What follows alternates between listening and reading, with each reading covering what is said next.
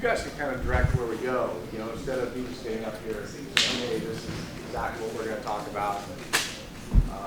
You know, years ago, I did a show. I worked with a company called Angler's Marine. They're a ranger dealer in Southern California. And every year they had this show called the Bassathon. And the first year that I went and worked the actual show, Hank Parker was there. And he got up front, and I mean, it was packed. There were probably 400 or 500 people in there, you know, in a room this size. And it kind of was one of the coolest things, and I really appreciated Hank Parker for this. He got up there and he goes, you guys have completely different fishing here than what I'm used to. He goes, you know, I go and I, you know, run a spinnerbait down the bank. Because you guys are out here fishing in 60 feet of water. Because I'm just going to tell you stories all day. And it was one of the best seminars I've ever been to, was him telling stories about fishing tour, you know, on the tour and traveling. But he's an entertainer. I mean, he's one of the best there is. So the fact that we can, you know, sit here and basically kind of go off of what you guys want to talk about, and I'll do my best to, you know, give you kind of the ins and outs that I've learned over the years, but take it with a grain of salt. Fishing is different in every situation, in every, you know, lake, every place you go to. There's one thing that I always say in fishing, and that's, there's one for sure thing in fishing, and that's that nothing is for sure.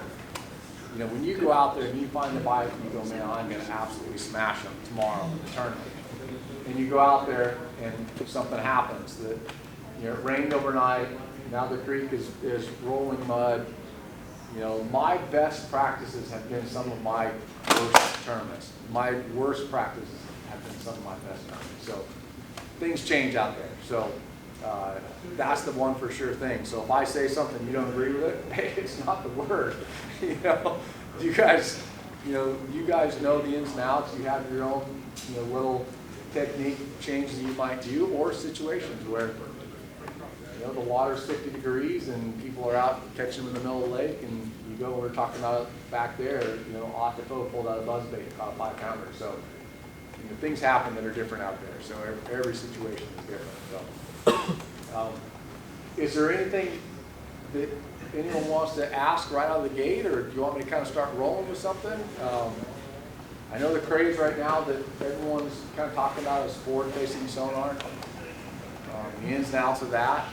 You know, if you guys don't have anything specific to go off of, I can kind of start going. Do you feel like free fishing ever mess you up as opposed to help you, just because it does change so often, and then you get stuck thinking that you want to do that, and you don't want to change because you're like, well, I just caught them doing this, so I'm going to continue to do this until I catch them. So it kind of makes you stuck on one thing and not wanting to change. I think pre-fishing is very beneficial, just for finding areas that are more productive. So when you go out and there's dead water in every lake you go to, getting away from that dead water is beneficial regardless of what technique you're using. You could be in the wrong part of the lake, you know, doing the right thing and not catch it. You could be in the right part of the lake doing the wrong thing and still catch the fish. And that's the one thing that you see out there. And there's, you know, dead water. I had a tournament at, when I was fishing with bass, we went to Lake Awadi. And there's zero information on Lake Awadi. We're not allowed to get info. Meaning I can't, you know, if you lived at Oahe, I couldn't call you when they announced the schedule, because our off limits was right then when they announced the schedule for getting information, unless it's public. And the only public information that you could get was all walleye related. You have lots of walleye tournaments there, but they didn't have any bass tournaments there. So I started the first day of practice at the dam, and I ran that day, and I fished my way up the lake. And the next day, I went right to where I took off, you know, where I ended day one, and I started there, and I fished my way up the lake. And day 3 of practice, I started there and I worked my way up. Where I caught fish was 70 miles from the dam. So in 3 days, I covered 70 miles of lake. And I caught them in a 5-mile stretch. And that was the zone that I liked. The tournament was won within 2 miles of me, and I think 2 of the other guys in the top 10 were right there in that same little zone that I was in. And that was because I ran. I mean, I didn't catch anything for, you know, a good part of the day. I caught 1 or 2 on day 1. Day 2, I caught 2 or 3, and it was like you could tell, you get in these zones where you don't catch anything, and nothing. And then all of a sudden you get up there and, oh, you catch one. Oh, you catch another one. All of a sudden you get in that zone that is more productive. So being in the right place, doing the wrong thing is still better than being in the wrong place doing the right thing. I do, just to go off, piggyback off of that, what makes you know, am I doing the right thing or am I just in the wrong area? Because, I mean, maybe you just didn't fish, like maybe it's a jerkbait bite and you didn't catch it because you was throwing a jig. Or, you know, or whatever. Like, do you just try to throw a bunch of different stuff in that area and then get bit on nothing? So I feel like I'm a very versatile fisherman. And I say that when you look at it like a Denny Broward, who's famous for flipping, a Fritz, who's famous for cranking. You know, there's specialists. Tommy Biffle is another one, an example. He's a flipper. People are specialists in a certain technique. I don't feel like I'm a specialist in any one technique. I do feel like I'm probably a little bit more comfortable with finesse fishing, but I don't feel like I'm a specialist. So when it comes to what do you throw when you get to an area, that's where it gets tricky, because I'll get out there and, like I always say, it's a blessing and a curse that you're comfortable doing a lot of things, but when push comes to shove, I don't have that one thing to say, this is what I'm going to do, I'm going to put it in my hand, I'm going to do it all day long. So when you get out there seasonally, you have to kind of think that some baits are going to work better. So let's say pre-spawn, the water's cold, you know, a crankbait, a jerkbait is going to be a fairly good bait that you can kind of move around and catch fish, cover water, and find those active fish. If there's grass situation, if there's a lot of grass on the lake, I know I can pick up a chatterbait and fish the grass and get a few bites doing that. So there are some things that you can probably do to kind of get along the lines of being productive.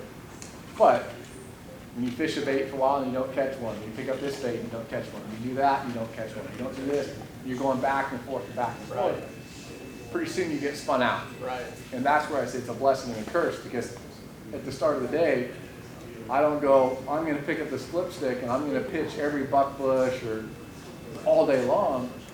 I can't do that. Yeah.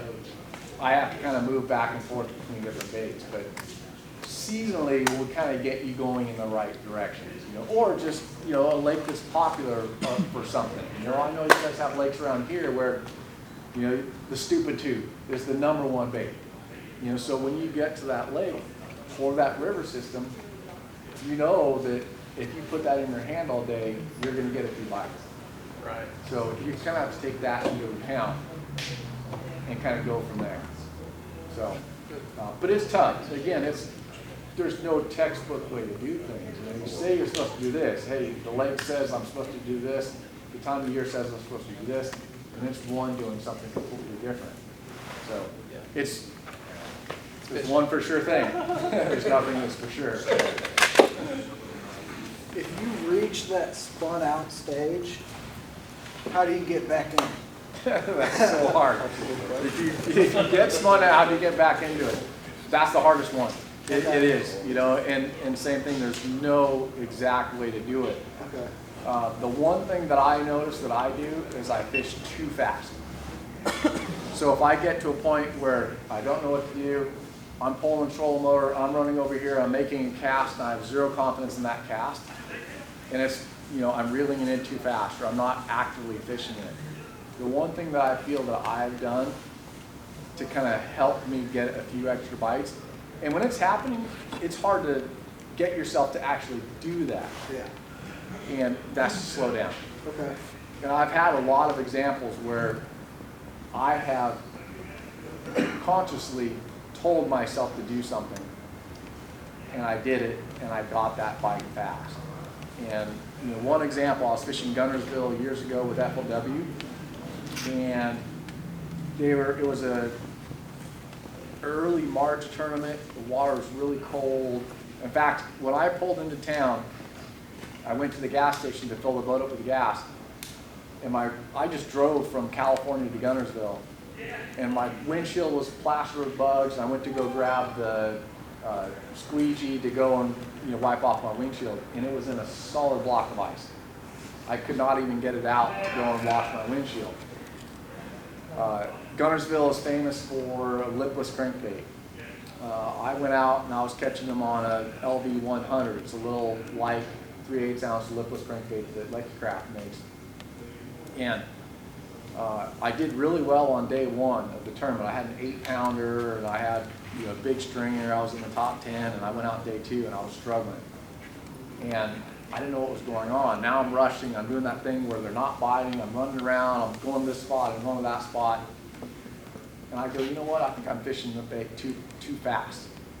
And I actually put it on a slower gear ratio reel at the time to help me slow down. But I was spun out and getting ahead of myself, and I was winding too fast. I go, man, I need to slow this thing down. And I'm not joking. I throw that bait out there, and I focused on the tip of the rod. And I looked at that thing, and I go, I just need to get that thing to where, if I reel it any slower, that rod isn't doing this. And I get it to where it starts going a little bit faster, and it starts doing that. And my line ticks and goes slack on the water. And I catch a 5-pounder, and he's got it in the back of his throat. And then I caught him the rest of the day because I just told myself to slow down and just be aware of that. And the other thing I've done too is finesse fishing, throwing a drop shot or a NACO rig, more so with a drop shot, where if you have an actual target that you're fishing, a piece of structure, a brush pile, a rock pile, I will force myself to count, meaning I throw that drop shot to that piece of structure. And I'll let it sit there for 5-10 seconds. And I'll lift the rod tip and I'll shake it. And I'll drop the rod tip and I go, I'm not going to move it for 10 seconds. And I go 1 1,000, 2 1,000. I have to count. If I don't count, I will be sitting there shaking that thing. Or jerkbait's the same way too. We have lakes, Table Rock is real famous for a real long pause on a jerkbait. Clear Lake in California, in the fall and the winter time, you can go out there with a pointer 100 and go down the bank and throw a jerkbait and fish it like you normally would, and you'll catch 3 or 4 a day. You go out there and you take that jerkbait and you throw it out there and you twitch it 3 or 4 times and you count to 30. Literally, you count to 30 and you twitch it and you count to 30 and you twitch it and you count to 30 and you reel it in. You throw it out there again, and I can't tell you how many times I go 1 1,000. 2 1,000, and I'm at 25, 26, and my line takes off. And it's been sitting there for 30 seconds, a jerkbait just suspended in the water column, and he eats it. But if I'm doing this, he won't touch it. So as far as to give you confidence to slow down like that, are you just going to have to be confident that there's fish in the area that you're in and roll with it? Or you have to know that they're there. Okay. You do. Yeah. It's hard to do something like that in practice. When it comes to dead sticking a bait, the long pause on a jerkbait. Now with forward-facing sonar, it's a little bit easier to let that bait sit there when you see one looking at it. Or you see that piece of structure there, you see that brush pile, and you're seeing fish swim around. You know that they're within eyesight of it. So letting that bait be in the strike zone for longer is a lot easier knowing that those fish are there. But it doesn't have to be dead sticking the bait. It could just be that over winding. You're winding it too fast. A deep diving crankbait, a medium running crankbait. Sometimes you just wind a little too fast. Tournament situation, chatterbait's the same way. I'm fishing grass with a chatterbait. When I hit that panic button and I'm running around, I'm trying to get that next bite, I'm overwinding it, and they're not quite catching up to it. If I just take a beat, just slow down 1 beat, you can get a few of those bites. And you start getting those bites and you can't do anything wrong.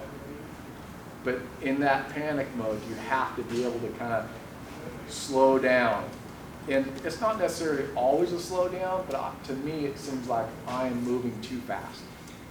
The way you set that up was already giving me flashbacks of spinning. That answered my question exactly. So when we first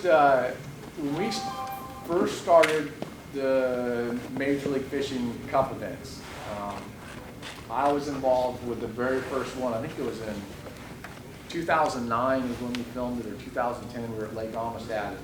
It was the first time we'd ever had this lifetime leaderboard, and you know, they're telling us so-and-so caught one, so-and-so caught one. I distinctly remember day one, fishing Lake Amistad, and I made a cast, and the bait hit the water, and it was a perfect cast. And he goes, so-and-so caught one, and so-and-so, you know, also caught one. You're now in 8th place. There's 8 of us on the water, so I'm in last place. I made a cast, and it was a perfect cast, and hit the water, and I just reeled it in because I was trying to get that next cast. Instead of focusing on that cast, I was in such a hurry that I just ruined a perfectly good cast. I mean, I was making a long cast of these isolated bushes with a Texas rig, and it hit the water, and I just reeled it in. And went like that to the next one because I was in such a hurry. You kind of have to focus on that one individual cast. Okay, thank you. So, You got it. it's not always easy. So I hope it's not too off topic, but funniest thing that's happened to you or you've seen during an event on water? Oh man. Usually it's kind of getting to the lake. Last year we were at Lake Cayuga, and I do every morning I do 200 push-ups when I wake up. So I do my push-ups. I get to the lake. I'm you know, getting ready for blast off. I've run a total of maybe a mile to get to my first spot. And in Major League we have a run period, a 30-minute run period, where we're allowed to run around the lake. Well, I knew where I was going to fish, so I run to my first spot, which was a mile away, and now I get to sit there and wait for 25 minutes. I'm right where I want to fish, but now I just have to sit there and look at it for 25 minutes. And I go, man, I'm going to do some more push-ups. So I'm on the deck of my boat doing some push-ups, and there's a pontoon boat with 3 or 4 people fishing out of it. And they're 100 yards away from me, and I'm doing push-ups, and I stop, and I'm sitting there, and I'm kind of just getting loose, and all of a sudden I hear the Rocky theme music. These guys in this aluminum boat were watching me do these push-ups, and someone pulls out his phone, and they've got it on their radio, and now he's blaring the Rocky theme music. I look up, and they're all cheering. So, Did it have you pumped up, though? no, I thought it was great. I was laughing, you know, it was a good start to You the fished day. way too fast after that. I had a tournament. This was I think it was the first year that I started fishing nationally. It was in 2005. I was fishing FLW. We had a tournament at, I think, Toho or Okeechobee in Florida. And I had to get to North Carolina. I had a flight. I don't know. I left at 3 or 4 in the morning. And I'm driving in a lot of parts. When you're around Okeechobee, there's not really any freeways getting out of there. So I'm on a 2-lane road. It's dark. And I look in my rearview mirror, and there's a cop behind me. And I don't know what the speed limit is. So I'm looking at the speed, I'm looking at the road, it's dark. I can't even see his headlights because he's so close to the back of my trailer. So I don't know if I'm speeding, he's gonna pull me over. So I go, well, I'm gonna go 45. If it's 55, 50, I'm under. If it can't be less than 45. So I'm looking at my speed, I'm looking at my side mirror. I look up, and there's a ladder in the road. And it's, you know, it's not standing upright, it's on the ground. It fell out of the back of the pickup. And it's crossways across my lane, but slightly into the middle lane. Well, there's no shoulder on the right side of the road. And it's just a 2-lane road, so my only choice is to crank it over the double yellow, but split the ladder, because the ladder's like this. It's not sideways, it's kind of at an angle. So I split the ladder with the truck. Well, the trailer hits it. So I feel a bump. Well, guess what? Kicked it up. The highway patrol, who's behind me, is so close I can't even see his headlights, center punches this ladder. And I mean, it looked like 4th of July. There are sparks flying everywhere. Well, it's stuck under the squad car. So now he's swerving back and forth like this across the lanes and just goes flying off the road into this field. The car's bouncing in this grass field next to us. And I still don't ever know what happened. You didn't get pulled over? I didn't get pulled over. I did not get pulled over. I can only imagine the stories that he was telling about getting a ladder stuck under a squad car. So, but no, there's, you know, as far as funny things happening on the actual water, I mean, I haven't had anything too crazy.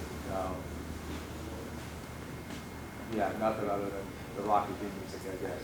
That was a fresh one. That was just last evening. So. Any other questions?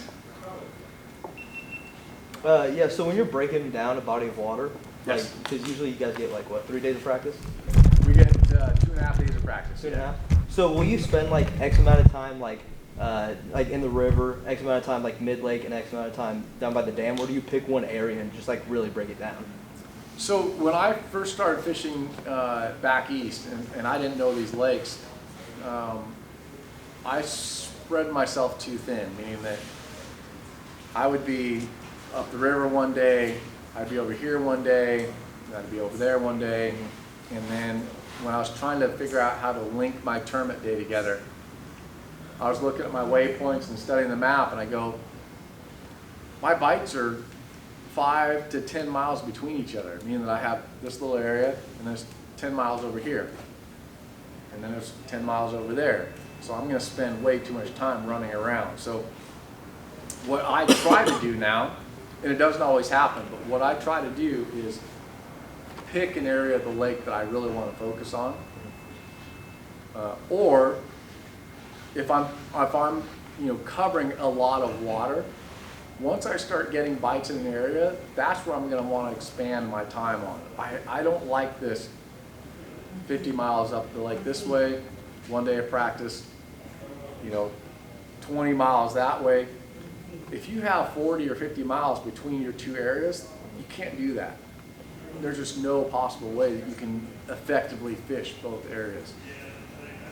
If I don't know where I want to be, like that Lake Oahe story where I started and just kept going until I found that area, once I got into one area, that's where I knew I really wanted to focus my time. So if I have more practice left, now I'm trying to get more areas that are easy to jump back and forth between.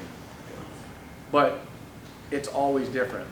It's different every lake we go to, time of year, everything changes. But I don't like to spread myself too thin, meaning that when I pull the trolling motor here, I don't want to run 15 minutes to go to 2 bites I had over there.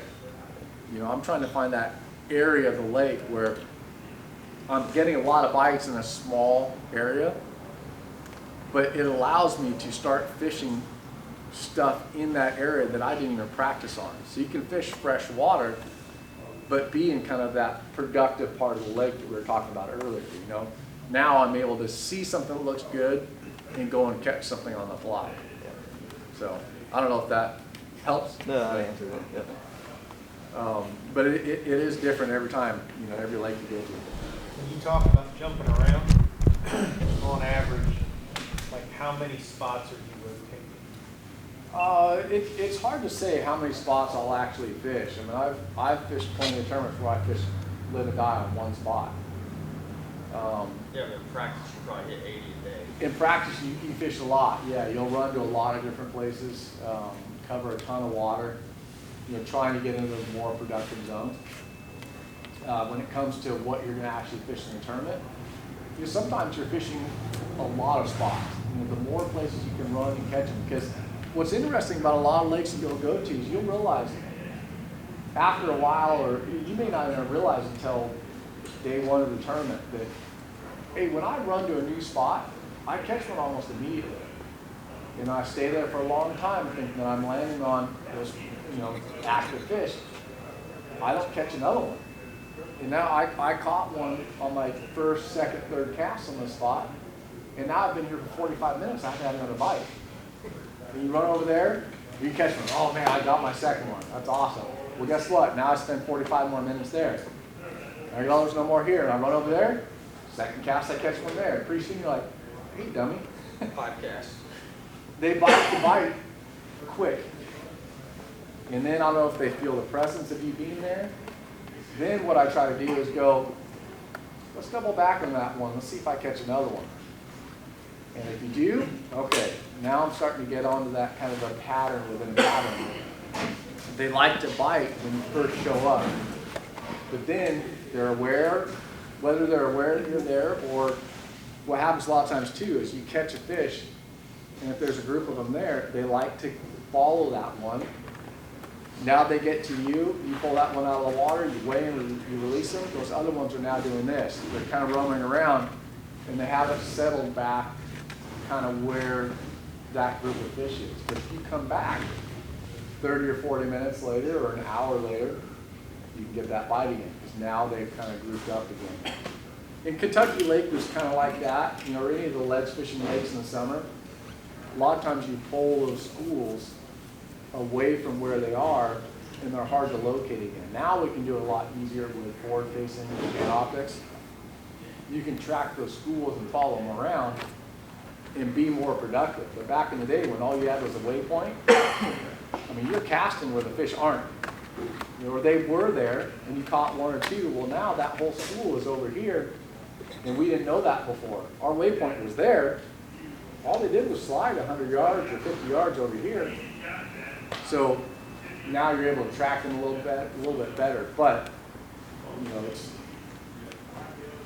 hard to say how long you stay on a spot. But that's kind of a. What is your definition of a bite? When you're talking about, I'm looking for that bite, is it just any bass, or is it a certain size of bass? Like, are you looking for quality over quantity? So in Major League Fishing right now, which is what I've been fishing for the last several years, we've gone back to the every fish counts. There's no 5 fish limit. They have to be a certain size. So, a lot of times it's at that 2-pound mark. So anything over 2 pounds is great for me in these tournaments. But the flip side of that is that we have the heavy hitters tournament. The heavy hitters tournament is your biggest fish from every event for one season is grouped into this thing called heavy hitters. So, for instance, at Toledo Bend, it was our first event for the 2024 season. I caught an 8-pounder. So that 8-pound fish counts towards my heavy hitters fish. So I'm going to Santee Cooper next week. Whatever my big fish is on that goes into this heavy hitter. So at the end of the season, my big fish from every tournament goes towards that heavy hitters tournament. So 30 guys, the top 30 in this point standings for heavy hitters get to go on and fish a separate tournament. So it's a qualifying event. So I'm still trying to look for a big fish. I'm looking for numbers, but I'm also trying to look for a size. From what I've found, it's pretty rare to find a group of fish and not be able to catch a big fish out of it. It happens where you do land on a school where almost all of them are smaller fish. But I've also had it where you're catching numbers, you will catch a big fish out of it. It's kind of that healthy biome. When you get in an area where there's just a lot of activity, there's big fish that live there too. So it seems that way day in and day out. I know Dudley talks about it all the time because I'm looking for the most fish that bite, because just by the law of averages, if I catch 30 fish, So I am looking for bites, I'm looking for just that healthy biome where there's a lot of bait there, they have the cover, there just seems to be a bigger group of fish. And eventually, when one pulls on it, I pull back, it's gonna be one of those bigger ones. In clear water, what is your favorite braided line to floral combination? And do you use it for, so I'm referring to swim baits, if it has swim baits, and do you use that same combination for drop shots? So for clear line and specifically braid to fluoro, for me that's only spinning or top water. Those are the only two things where I do braid to a leader. With top water I run 30-pound braid, but I do a 20-pound mono leader. For spinning, I almost always run 12-pound braid to an 8-pound fluorocarbon leader. That's just for any kind of spinning, outfit, that's the way I run it. Every once in a while I'll run, if I'm gonna throw a wacky rig Senko around heavy cover, I'll run 20-pound braid to maybe a 12-pound fluorocarbon leader, but still on spinning. So now I can do, essentially I can throw a wacky rig with heavy line, but still on a spinning rod. Because a wacky rig's a little bit harder to kind of skip around with a bait caster than it is with a spinning outfit. But I still want that heavy line. When it comes to a swim bait, to me, I run straight fluorocarbon. And that's just the way I've done it. And it's weird, I've tried going with a 30 to 50-pound braid to a leader on a bait caster, and I don't like it because I end up breaking the line more because I'm used to setting the hook like I would on straight fluorocarbon. The problem with setting the hook like you would on straight fluorocarbon on a bait caster is you have all that stretch in that line. Fluorocarbon has a very low stretch to it, but it still has a lot of stretch. So now you have a 20, 30, 40-foot cast. The fish bites, you set the hook, you have all that stretch. Now I do that same situation with 50-pound braid to a 20-pound, 16 or 20-pound fluorocarbon. Well, now my stretch is only about an 8-foot section of line. There's not much stretch. There's only so much it can handle. So I break the line, setting the hook on that combination of braid to fluoro. But with spinning, I don't run into that because I never set the hook that way like I do with a bait caster. Plus, you have drag where your drag's kind of back off a little bit. So any kind of bottom bait that I use on a bait caster, I'm running straight fluorocarbon. But spinning, it's always braid to fluorocarbon, top water, it's braid to a short little section of monofilament. So I don't know if that actually helps your question. Yes, that is a great answer. What brand do you prefer that has been the most reliable for you throughout the years? So I run Sunline X Plasma. It's their braided line. I saw some over here on the counter. The neat thing about braid is that, I fill up my spinning reel. I run the Tatula NQs. I spool those reels up before I start the season. They're spooled for the year, which is unheard of. Every bait caster with fluoro, I re-spool those every tournament. That braid on a spinning reel, I cut off 5 feet and I put on a new leader. And it's good to go for the entire season. What about fluoro? With fluoro though, I run, if I'm running the whole reel with fluoro, I change that at every tournament. You prefer Sunline also? Oh, sorry, I run Sniper, the FC Sniper. I've been using Sunline since I think 2001. That's the line I've used for over 20 years. And the great thing about Sunline is that I want to say there's only about 4 or 5 manufacturers of fishing line in the world. But there's 20 brands on the shelf up here. Well, those 4 or 5 brands make the line for the 20. Sunline makes their own line. They're one of the companies that will actually make fishing line for other companies. Well, what's great about them is that there's a certain amount of imperfections in a fishing line that you're allowed to sell at a price point. Meaning that the real low cost fluorocarbon that you're going to buy over here, Sunline probably made it, but it's in this price bracket. Well, then if you want a little bit more quality, it's in this price bracket. If you want this, it's in this bracket. Well, the private label Sunline stuff is in that bracket. So the best stuff they make is what they private label under the Sunline brand. So it's the, it's the top echelon of quality that you're going to get, and it's under their, their brand. So the two best brand or models that they make, Shooter is what I use for flipping, and I use 20, 22, and 25. Everything else I run is Sniper. And it's just the smoothest, softest fluorocarbon that you're going to use. The problem with fluorocarbon is it's real dense, and it's really stiff, and it'll show a lot of memory. The Sniper line that they make is very smooth and soft. It feels like a monofilament. There's very low memory. You rig up a 20-pound, or that 22-pound, and you go to make a cast. I throw a chatterbait and spinnerbait on 20-pound. Man, there's so many fluorocarbons out there that you'll cast that thing out there, and it's like a garden hose. There's just loops everywhere. With Sunline, with that Sniper, you'll throw it out there, and there's zero memory in it. That's why I use the Sniper. So on the same lines of the braid to the floor on the spinning rod, how long of a leader do you reel it down into the spool with your leader, and do you use a FG knot, or do you use the Albright? Or? Great question.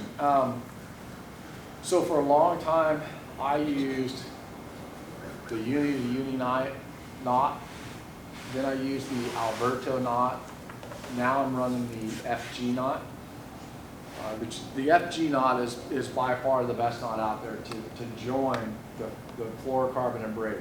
It's harder to tie, but it is the strongest one. I, to this day, have never broken the leader to my braid on a fish, or when you snag, right, yeah, and you go to break your line. When I was running the uni to uni knot and the Alberto knot, it was 50-50 whether it was somewhere in the leader or at that junction. And to this day, I've been running it for maybe 3-4 years now. I've never had it break at that junction. Now, going to those earlier knots, they're a little bit bulkier knot. So what I always did on that spinning setup is I never wanted my knot to be in the spool when I was making that cast. And the reason for that is that if your knot is into that spool, that means that when you go to make that cast, your finger is on the fluorocarbon, and fluorocarbon being stiff and being a bigger diameter, it jumps off your spinning reel in an arc. It's going to come off, and then it has to funnel through that first guide on your spinning rod. The problem with that is it jumps off in this big wide arc, and it's trying to funnel through that guide, and then it hits that 2-pound diameter braid that's really thin and fine, and it actually jumps off the spool faster, and it will pass that first guide. So all your line is trying to funnel through that guide. It'll jump ahead, and then it wraps around that first guide, and it stops it dead in its tracks. And it's always when the fish boils out there, and you try to get in a hurry, you go like this, and then your line breaks.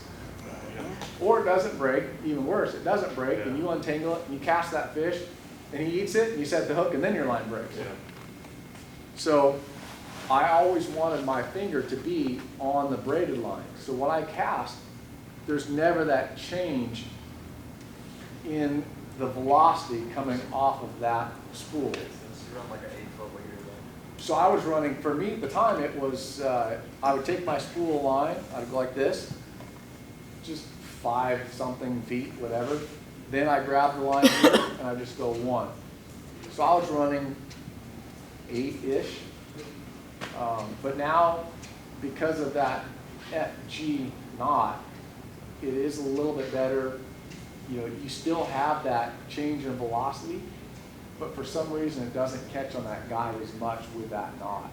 And I'm more aware of my cast now. You know, for a long time I was running straight fluorocarbon on my spinning reel, and it's so hard to get a good cast. You're casting so hard. Now, I mean, with that braid, it's so fine.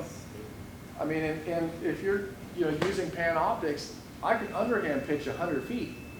You know, if I have a drop shot, it's nothing to pitch that thing 100 feet. That's a long ways. You don't have to make this crazy hard cast to get it out there. Shoot, it goes a long ways with just barely doing anything. So adjusting your casts, you can get away with a little bit longer leader. Now I think I'm probably running more in that 10 or 12 foot zone than, you know, 8 feet. So I'm changing it a little bit, but I'm also kind of more aware of my cast to where I'm not really whipping it out there. If it's something where I'm really trying to cast it a long ways, you know, I shorten that leader down a little bit, where my finger, when I go to make that cast, is on braided line. So since you got a shorter leader, how many rods do you have rigged up ready to go? So you're not three-tied much? The same thing when you're on a bike. Even with the longer leader, if I know I'm going to be running a spinning rod a lot, and I'm going to be running, you know, maybe a drop shot, maybe an acre rig, I'll have at least one backup of each one. And that way, you know, I don't have to sit there and be kind of in an on-time crunch. And, yeah, and tie, because it takes me 2 minutes to tie that leader. Especially if I'm in a hurry, it takes me 4 because I always mess up the first time. So now I just sat down and wasted 4 minutes of my day, which doesn't seem a lot, but when you're on the clock and your guy behind you that's your official is going, oh, so-and-so just caught one, now you're in 10th place, now you're in 20th place. If you got like a 20-foot leader, you can retie in a minute, back out there, but and then you don't have to have things ready. Yeah. So I usually will have 1 or 2 spares to where when it gets to a point where I need to redo that leader, I'll just take it and I set it in the passenger seat over there. I will put my rod box, I pull out a fresh one and just start casting right away. So I do try to run a spare for that reason. Because it is agonizing retying that thing. Or it's cold or it's raining. It's a lot harder to tie that knot. Your hands are wet. You're all jacked up. Yes, yeah. So, but Just one more thing on the braid. You had touched on sometimes when you're around heavier cover, you're going with 12-pound tests. And I like doing that around here because the water is dirtier and I don't feel like going lighter is necessary. But the problem I run into is the knot doesn't want to pass through the guides as well when you get into the thicker line. Are you doing anything different or just doing it the exact same way? I'm doing the same thing. Okay. I'm tying out local too, so I just need to jump on the FG training. I can show you a trick for that. Yeah, the FG knot is such a good knot, but it is hard to tie. You know, for the one thing I do, that I will do, when I up it to a 20-pound braid, I'll run it up to a 16-pound leader sometimes, all on spinning, is I'll drop the number of wraps. That's what I did. I went to 4 wraps instead of 10. Yeah. I'm getting a little better results, but it will. Yeah. Sometimes it'll hang up and it'll just pop and you just see the bait's not. Yeah. And it's just going with a little bit shorter leader will help that. It should anyways, but it's still. I actually just, for me, when I run the FG knot, I can show you guys how to tie it. It's an ordeal for sure, but I run 12 wraps on each side. So I'm doing a total of 24 wraps when I'm tying that knot. And 24 wraps on 12 pound. Now when I'm going to that 20 pound, or if I'm going 30 pound for top water, I'm doing 10 on each side instead of 12 on each side. So it's a total of 20 wraps versus 24 wraps. It's not that big of a difference, but that's the one thing I will do when I'm upping that line size is fewer wraps. Okay. So, and it helps. I guess it does work on the Alberto as well. It does. Yeah, it helps a lot. So, but the FG knot is way better. If you can, just My problem's been I could tie it at home, but then when I get out on the water and there's waves and there's Tie all 2 of different them kinds before you stuff. leave. Okay. Have you I've ever done used that. the tool, the FG knot tool, the motorized? I haven't seen that. You haven't seen it? Uh-uh. I got one, I still gotta go YouTube every time to figure it out. I hate it. So far it hasn't broken on me, but I still, every time I have to look up YouTube, okay, you did it. Oh, man. The first time that I started running the, braid to fluorocarbon like that, we were fishing the Columbia River in, we were in Washington, Oregon or Washington, it's right on the border, I can't remember. So it's current. This is before the days of spot lock and anchor mode, and it's a river. We're fishing for smallmouth, and I was fishing this underwater pipe, and with drop shot, and we're only catching 2-pound smallmouth. They're not big. Well, naturally, I hang the pipe, my line breaks, so I'm sitting down retying this knot. I'm 200 yards away from the pipe when I'm done. There's nothing I can do. Pull the trolling motor, and you got to run back up to the spot. First cast, I snag that stupid pipe again. Here we are, 200 yards away, because there's no anchor lock or anything. So, I get it. It's a pain to do that. Wind's blowing, it's raining, it's a pain. But once you get to learn how to do it, you'll get a lot faster. And it's what's interesting. The more you tie the knot, it doesn't matter if it's the Alberto, the Uni, the FG. The more you tie it, the stronger the knot gets, because you don't quite do something right, when you first learn how to do it, and it breaks easier. Shit, the first time I started tying the Alberto, I would put my line in the wrong way. You have to like start it one way, get it back the other way. So I was at Champlain, I throw my drop shot out there, and I'm sitting there shaking it, my line goes slack, and I go, he's got it. I go like this, and I start catching up to him like, it's just my braid. It just unraveled. I didn't know it. My line went slack. I thought one had it, and all it was just unraveled. I just reeled my braid straight in.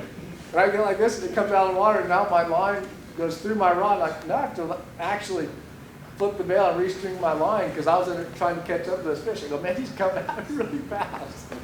It's just my braid.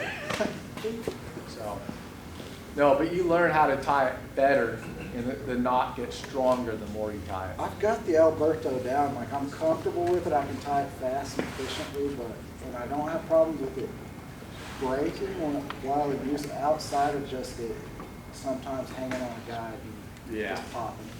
Which it does. That FG knot is by far the skinniest one, and it goes through the guides the best. It does. So just learn how to tie it, just watch a couple videos, and just, you just kind of, you got to do it at home a bunch. I mean, when I first started learning how to tie that stuff, I'd tie it, I'd be watching TV at home. The boat's not drifting anywhere, the wind's not blowing. I just retie it, pull on it, feels pretty good, just cut it off.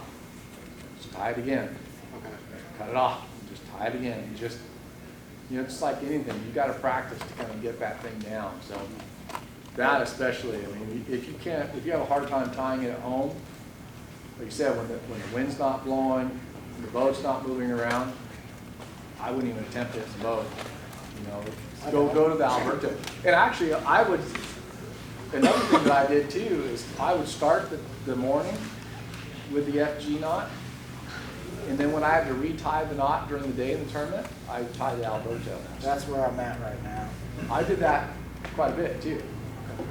So, nothing wrong with that. Shoot, I did it. I mean, the big thing though, with not discrediting him, his video, I watched 100 other guys online tie it, and that trick of putting the spool under your foot and going down the leg was a game changer. I mean, as far as getting, I had trouble keeping tension on everything. Yes. And to be able to do that, it made it a whole lot. You showed me that was Jeff Creed. You guys know who Jeff Creed is? Oh yeah. Yeah. He's the one that actually, everyone that's tying the FG knot in the bass world is all because of Creed. Really? Yep. He's a big saltwater guy. He brought it over from saltwater. A lot of guys don't know about how big of a finesse guy he is. Yeah. Yep. Yeah, he is, and really the bass world knows of that knot because of him. And then, you know, he pushed it to Aaron Martin's, and Aaron Martin said it's the best one, and then everyone else started doing it too. Who argues with that? I know. When Aaron timed that one, you got to tie it, so. But, no, he was the one that did that, so. Do you prefer every fish counts or 5 fish?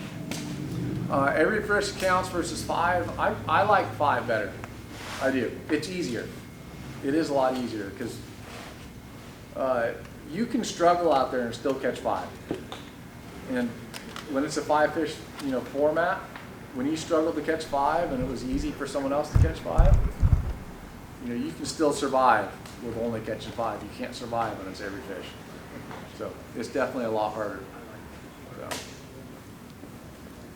So you work with one of the best rod reel brands there is, right? And we talked in the past about Signature Series rods and things like that, but a lot of people, when they're getting into fishing or say moving from casual to getting more into tournament fishing, the question a lot of people get asked or ask pros is, if you're gonna spend the money, do you spend more on the rod or the reel? And you get a lot of different answers because like Daiwa makes a lot of rods from, I'll say, beginner / budget to bougie and everything in between. And they all catch fish, obviously. You guys fish a lot with your Signature Series, but it's the same thing with the reels as well. So it's like we were talking about your chatterbait rods and everything at the Classic. That's a great rod, and it's a great, you know, but you guys also have access to like the high-end stees or the, you know, the bougie stuff.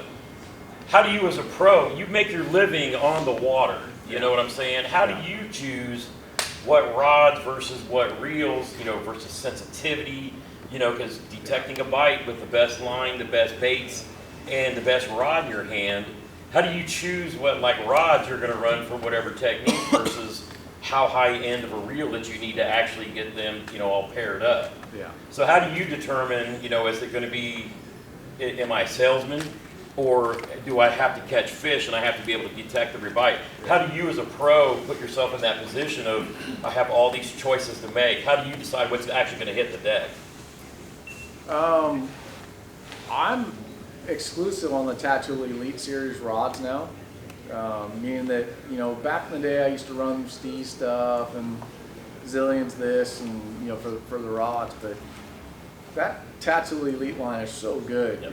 I honestly don't see much of an advantage going from a Steez, you know, going from the Tattoo Elite to a Steez. They're half the price. Yeah. You know, I would rather have 2 rods than have 1. Yep. And the stuff is so good now. I mean, the quality that they have done, you know, that series, the Tattoo Elite series is, I mean, I've used a lot of stuff. I've used a lot of their stuff. I've used a lot of other brands, and that's the best stuff that I've ever used. There's no reason for me to jump up to the Steez line. Believe me, it's really good. Yep. The same thing with the Exist. The Exist spinning reel is the best spinning reel that you will ever touch. You put your hand on it, that is the best spinning reel that you could ever possibly put in your hand. End of story. It's very expensive. If you want the best, get that one. Yep. But the MQ is so good. And I can buy 3 of the MQs for the price of the Exist. But if you want the best one that you've ever touched, the Exist is going to be that one. Gotcha. If you want that everyday workhorse, the MQ is going to be the one I want. Same thing with the Tattoo Elite bait casters. It's not the most expensive one they make. It's not the cheapest one they make. But it is a workhorse. It is a distance casting reel. It's designed for distance casting. And it's a workhorse. It does everything. So I've also kind of tried to narrow my stuff down, whether it's rod and reel wise, tackle wise. You know, I used to run 3 or 4 different models of spinning rods. And at the time, I was running the Steez. I was running their medium light. I was running their medium. I was running their medium heavy. And then I had a Zillion. I would say 90% of the time, I am only running one spinning rod. And that's the drop shot rod. It's a medium heavy, or sorry, it's a medium action. It's that broad spectrum rod, meaning that I can throw lighter baits on it, I can throw those mid baits, I can throw the heavier stuff, I can throw a shaky head, I can throw a NACO rig, I can throw a drop shot, and it's with that one rod, and that's it. So it's the 7-1 drop shot rod. I can do everything with that. It's that broad spectrum. So I'm trying to get that kind of broad spectrum where I can do more things with one, rod. Same thing with the reel. That Elite Series reel, use that for everything. I will go to the Tatula SV if I'm throwing smaller baits.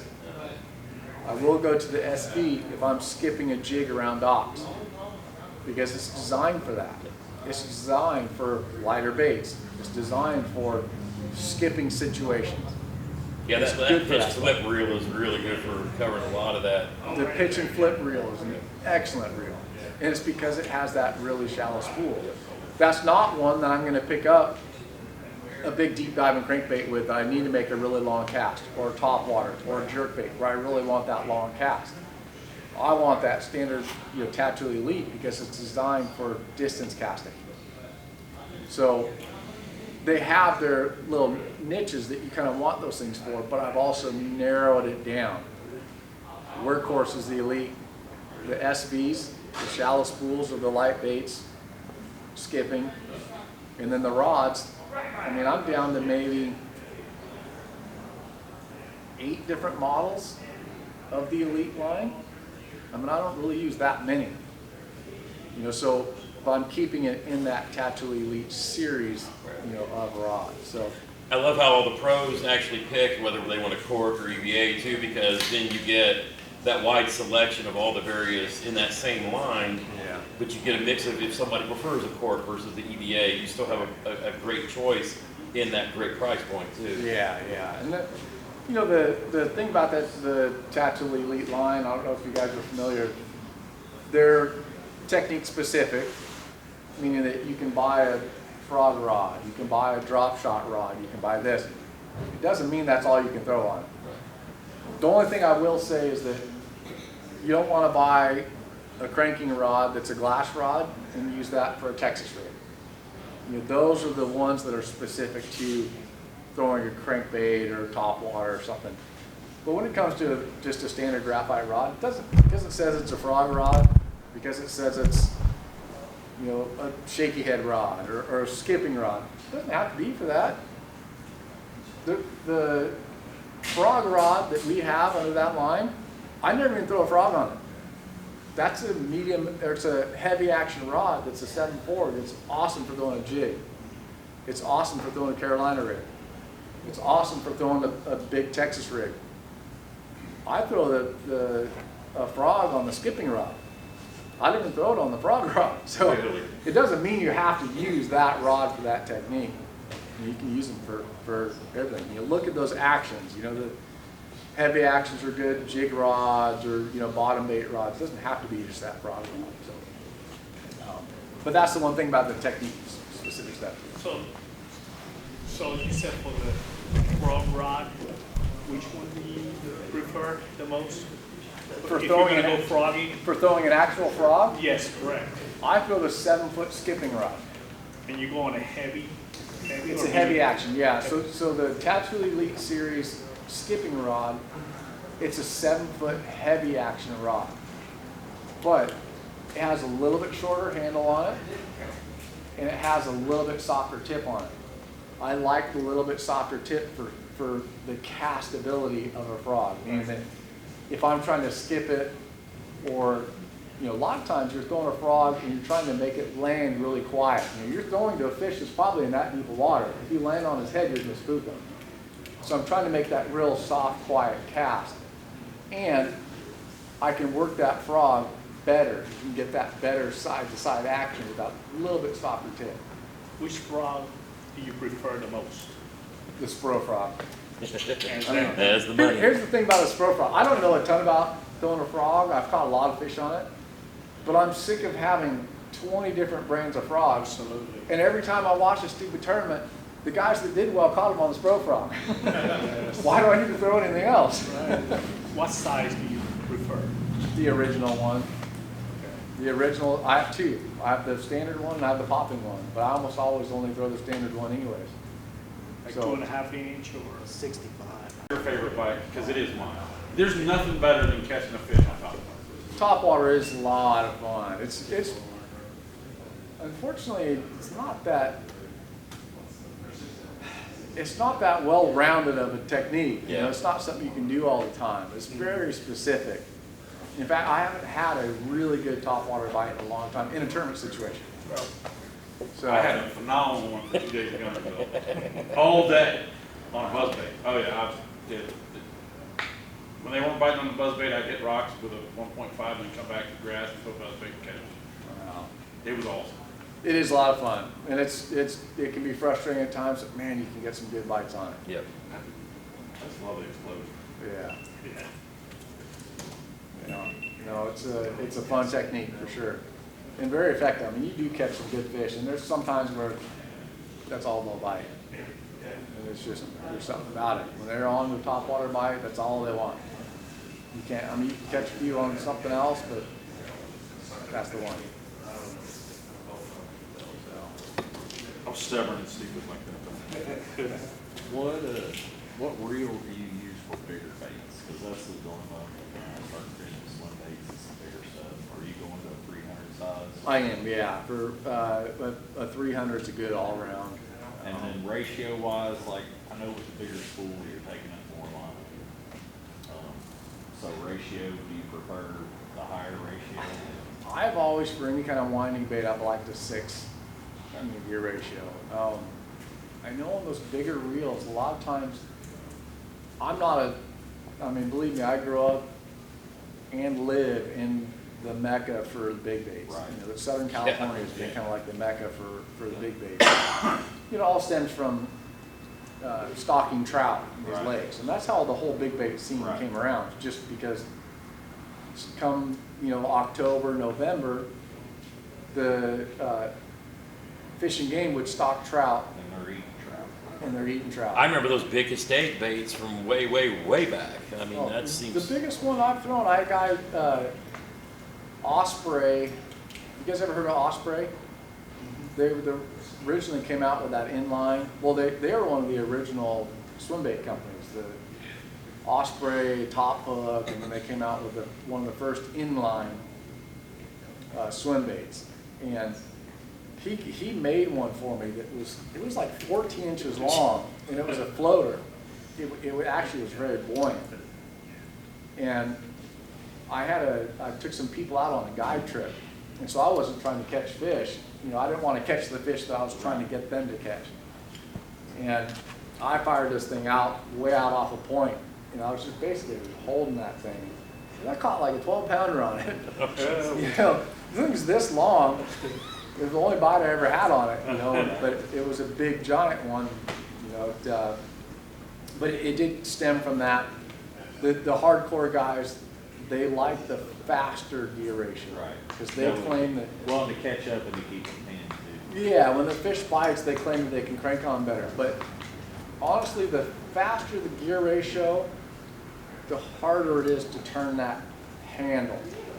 I think you're actually more effective keeping pressure on a lower gear ratio because it's easier for you to turn. Well, that, and like your point earlier, I tend to be the person that when I'm not catching them, I'm speeding up, and you end up fishing way faster. Yeah. That 300 is perfect in a 6 gear ratio. They make, I think it's under the Hickman Row series. I think we have an 8-foot. The rod, I got it. You have it? Yeah, I got it. I bought it down here 3 or 4 years ago. That was the first swim bait rod I got, and now Yeah, with that 300 on there is perfect. That's the setup I throw when I'm throwing a swim bait. But I rarely throw it anymore, but when I do, that's the one I pull out. We're creeping up on an hour. If anybody's got one last question, go for it, but might need to give Brent some water. I got you. Yeah. If buddy calls you up, he can go on one vacation that year, any lake in the U.S. Taking out like time of year, everything else. Where are you telling them to go?